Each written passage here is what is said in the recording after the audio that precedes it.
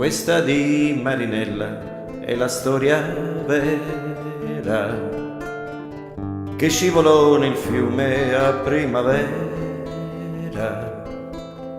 ma il vento che la vide così bella dal fiume la portò sopra una stella, sola senza il ricordo di un dolore. Vivevi senza il sogno di un amore, ma un re senza corona e senza scorta bussò 3 volte un giorno alla tua porta.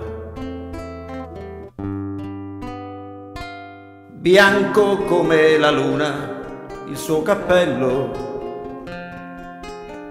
come l'amore rosso il suo mantello, tu lo seguisti senza una ragione, come un ragazzo segue un aquilone.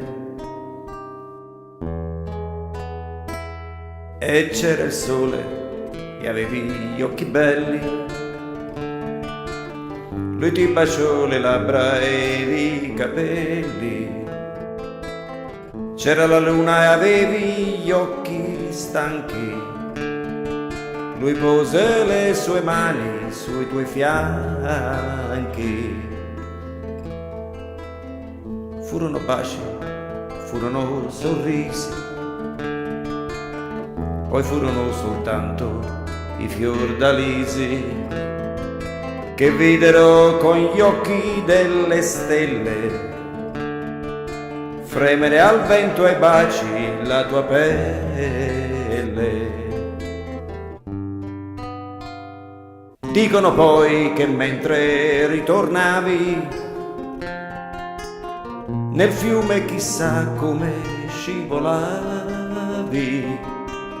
e lui che non ti volle creder morta bussò 100 anni ancora alla tua porta.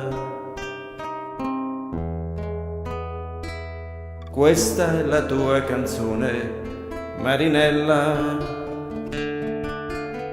che sei volata in cielo su una stella, e come tutte le più belle cose vivesti solo un giorno come le rose,